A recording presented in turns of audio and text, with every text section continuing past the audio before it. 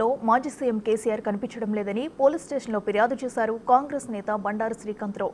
Gajwel MLA KCR ను వెతికి పెట్టాలని పోలీస్ స్టేషన్కు తెలిపారు. ఓట్లు వేసి గజ్వేల్ ప్రజలను పట్టించుకోకుండా ఎటో వెళ్లిపోయినట్లు ఫిర్యాదులో పేర్కొన్నారు. తమ ఎమ్మెల్యే కేసీఆర్ ను వెతికిపెట్టి సమస్యల పరిష్కారం చేయాలని వేడుకున్నారు.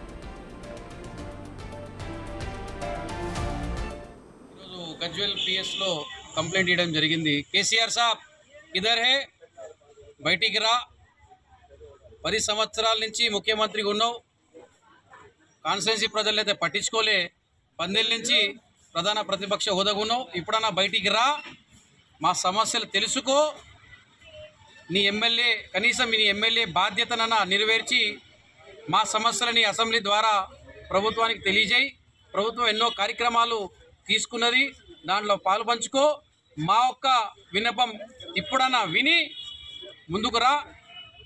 పోలీస్ ద్వారా నీ ఆచూకీ 10 నుంచి 15 రోజుల్లో తెలియకపోతే మేమే నిన్ను ఎతకడం జరుగుతుంది. మరి మా పనులు మేము ఎట్లా చేసుకోవాలో మాకు తెలుసు. మీ ద్వారా మరొకసారి పోలీస్ డిపార్ట్మెంట్ని కోరడం జరుగుతుంది.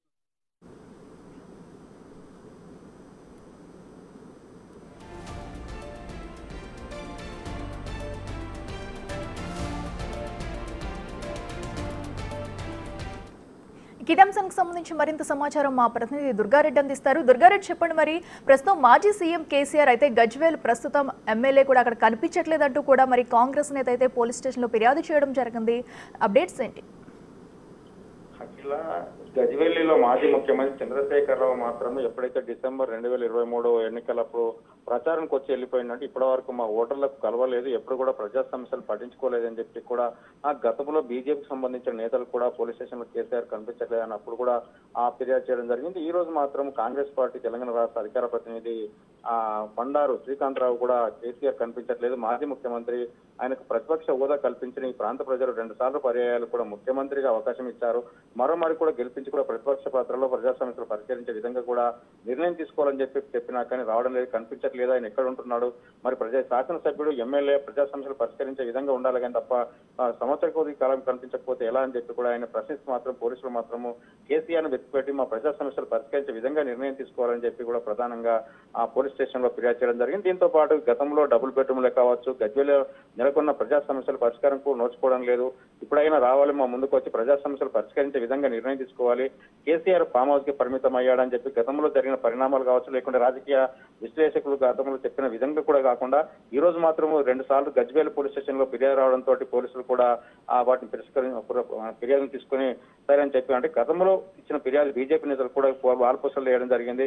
చంద్రశేఖరరావు ఎక్కడున్నా గజ్వేల్కి రావాలి, లేకుంటే ప్రజా సమస్యలు పరిష్కరించాలని చెప్పి డబుల్ బెడ్రూమ్ల విషయం కావచ్చు, లేకుంటే నెలకొన్న సమస్యల మీద కూడా ఆర్డీఓ కార్యాలయం ముందు వాళ్ళు ధర్నా దీక్ష చేసిన పరిస్థితి కనిపించింది. ఈ రోజు మాత్రం కాంగ్రెస్ అధికార ప్రతినిధి బండారు శ్రీకాంతరావు ఇచ్చిన ఫిర్యాదు మాత్రం పోలీసులకు లిఖితపూర్వకంగా ఇవ్వడం జరిగింది. యాకిల అయితే దుర్గారెడ్డి, మరి అక్కడ ఉన్న సమస్యలు కూడా ఎవరు పట్టించుకోవట్లేదు అన్నట్టు కూడా మరి కాంగ్రెస్ నేత అయితే కంప్లైంట్ లో చెప్పడం జరిగినట్టు తెలుస్తుంది. మరి ఈ సమస్యల గురించి కాంగ్రెస్ నేతలే కాకుండా అక్కడ ఉన్న స్థానికులు, గ్రామస్తులు కూడా ఎవరైనా స్పందించారు?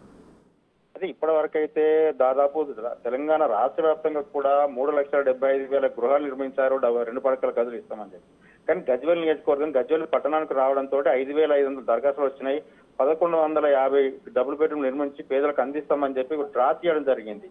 కానీ ఇప్పటి వరకు అంతలో పంపిణీ చేయలేదు, ఆ సమస్యలు నెలకొని ఉంది. దాంతో ప్రధానంగా ఇప్పుడు నిన్న మొన్న మంత్రులు వచ్చినప్పుడు కూడా వాళ్ళు పేదలు వచ్చి మాకు డబుల్ బెడ్రూమ్ ఇస్తా అని చెప్పారు, ఇవ్వాలి అని చెప్పి ఆ మంత్రుల దృష్టికి తీసుకురావడం జరిగింది. ఇక్కడ ఆర్డీఓ, కలెక్టర్లు అందరికీ కూడా అంటే ఇక్కడ సమస్య ఉంది.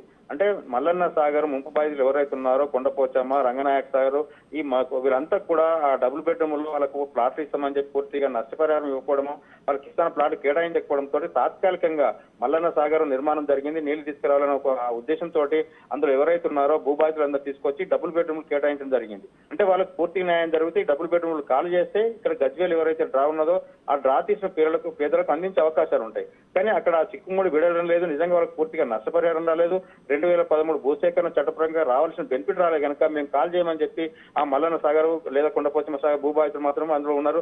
అదే విధంగా ముందుగా ఇక్కడ పేదలంతా కూడా మాకు పట్టాలు ఇచ్చారు, 7 సంవత్సరాల నుంచి కూడా ఎక్కడికి తిరిగినా మోక్షం లేదు. గతంలో మేము కూడా ఆందోళన చేశాము, ఆత్మహత్య ప్రయత్నం చేశాం కనుక మా సమస్య సమస్యలు పరిష్కరించారు. ఇంకోటి వీటిని పరిష్కరించాలంటే కూడా శాసనసభ్యుడు ఎమ్మెల్యే కూడా అక్కడికి రావాలి, వాటి సమస్యలను వినాలి, నిజంగా కులంకుశంగా వాళ్ళందరికీ కూడా ఎక్కడ కేటాయించాలి, ఏం చేయాలని చెప్పి కూడా అధికారులతో చర్చించాల్సిన అవసరం ఉంటుంది. ఆ దిశ కూడా మాజీ ముఖ్యమంత్రి 2 సార్లు ముఖ్యమంత్రి పనిచేశాడు, ఇప్పుడు శాసనసభ్యుగా ఉన్నాడు, ప్రతిపక్ష హోదా ఉన్నాడు కనుక ఖచ్చితంగా ఆయనకు వచ్చి సమస్యలు పరిష్కరించాలని ప్రధాన డిమాండ్ వ్యక్తం చేసే పరిస్థితి మనకు కనిపిస్తుంది. అఖిల, అయితే దుర్గారెడ్డి, మరి పోలీసులు ఈ కేసుపై ఎలాంటి రియాక్షన్ తీసుకునే అవకాశం ఉంది? అంటే అఖిల, ఇప్పటివరకు అయితే గతంలో బీజేపీలు ఇచ్చినప్పుడు కానీ లేకుంటే ఇప్పుడు కాంగ్రెస్ అధికార ప్రతినిధి శ్రీకాంత్ ఇచ్చిన ఫిర్యాదును కూడా వాళ్ళు వాస్తవాన్ని చూసినట్లయితే కేసీఆర్ ఫామ్ హౌస్ లేకుంటే ప్రతిపక్ష ఉత్తరాలు ఎక్కడ ఉంటుంది, కానీ మామూలు ఆశామాషి మామూలు వ్యక్తులు అయితేనేమో నిజంగా దాని కేసును నమోదు చేసుకొని ఫిర్యాదు తీసుకొని విచారణ చేపట్టి వేగవంతంలో విచారణ వాస్తవాలు బయటకు తీసే అవకాశాలు ఉంటాయి.